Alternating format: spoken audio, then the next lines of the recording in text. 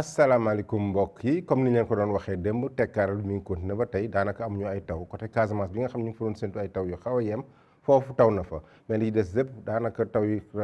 gisuñu ko loolu nag ànd naag ay niir yoo xam ne xaw a yem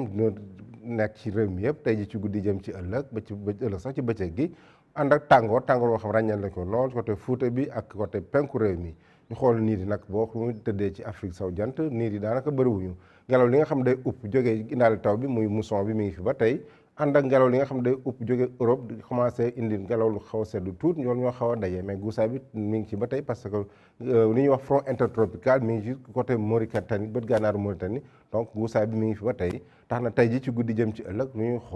xool ay taw yu xaw a yem rek ci côté bët Saalum bi ay taw yu xaw a yem par yenn saa ay gox-goxaan yoo xam ne maasawul bu baax diggante Ziguinchor Sédhiou Kolda ba Tambacounda Kédougou li ci des yëpp tekkaara la ñu am digg réew mi sow réew mi ak bët gànnaar réew mi tekkaara la ñu am asamaan si na am ay niir yu doxantu guddi gi pour tàngaay bi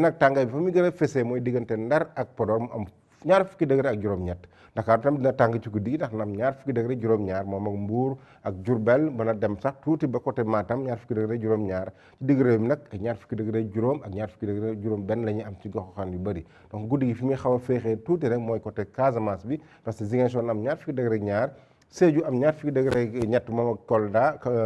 Kédougou am ñaar fukki degré ñett ndax foofu asamaan si nis ak ay taw yu xaw a yem moo tax bu ñu demee ba ci bëccëg bi nañu xool bëccëgu ajjuma gi nu muy demee bëccëgu ajjuma gi naaj bi na fenk bu baax nañu am ay lumière boo xam jant bi na fenk côté soowu réew mi digg réew mi ak bët gànnaar réew mi ñu am ay niir yu takku tam diggante Tambacounda ak Kaffrine bu ñu demee ba Kaolack tam niir yu takku la ñuy am ak ay taw yu xaw a yemamaay par gox-goxaan dañ ko am ci côté Casamance bi Kolda Ziguinchor Sédhiou mën a dem ba côté Kédougou tàngaay bi nag dina fes lool côté Matam tas na am fanweeri degré juróom-ñeent fanweeri degré juróom-ñett ñu am ko Linguère fanweeri degré juróom-ñaar ñu am ko fële ca Podor mi gën a tuutee tuuti mooy Dakar na am fanweeri degré ak benn li ci des yëpp fanweeri degré ñeent la ñu am côté bët Saalum réew mi Kaolack ba côté Kédougou donc mbokk yi bi ñu ko tënkee tekkaaral bi mi ngi continué ba tey naam tekkiwul ni nawet bi jeex na parce que guusaay bi mi ngi fi ba tey nañ topp xibaar yooyu di leen ko jox bu baax donc bu leen fàtte nag jëm suñu site yi mu mel ni Twitter YouTube ak page météo bi pour ay information yoo xam gën nañ ko yeesal ñu ngi leen dox di daje ba suba ak jàmm wasalaam